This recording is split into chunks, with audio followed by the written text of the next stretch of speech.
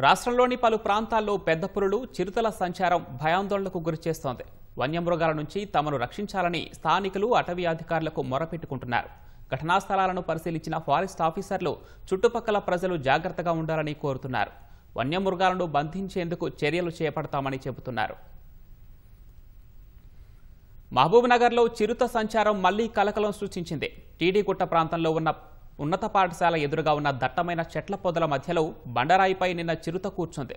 సుమారు గంట పాటు అక్కడే సేద తీరింది. సమీప ఇళ్లలో ఉన్న వాళ్ళు భయాందోళనకు గురయ్యారు. పెద్ద ఎత్తున కేకలు వేయడంతో చిరుత అక్కడి నుంచి వెళ్లిపోయింది. మహబూబ్నగర్ వీరన్నపేట టీడీగుట్ట మధ్యలో ఉన్న గుర్రంగట్టు ప్రాంతంలో గత నెల 30న మొదటిసారి చిరుత కనిపించింది.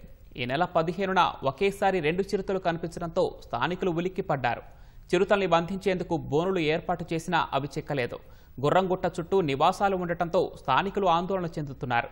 చిరుతలను బంధించి అటవీ ప్రాంతానికి తరలించాలని కోరుతున్నారు.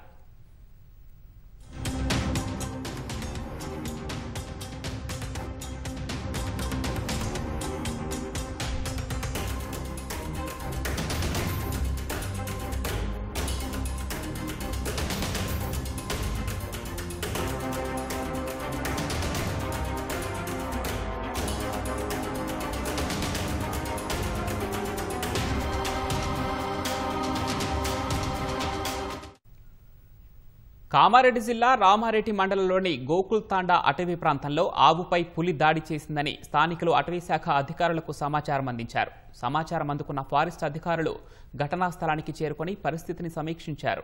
పుల్య అనే అటవీ ప్రాంతంలో ఆవులను మేత కోసం తీసుకువెళ్లి తిరిగి వస్తుండగా పులి దాడి చేసిందని స్థానికులు చెబుతున్నారు.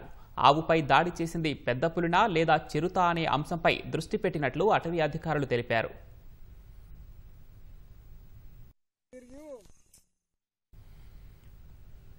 నిజామాబాద్ జిల్లా ఎడపల్లి మండలం జానకంపేట శివారులో చిరుతపులి మేకల మందపై దాడి చేసి ఓ మేకను ఎత్తుకెళ్లింది.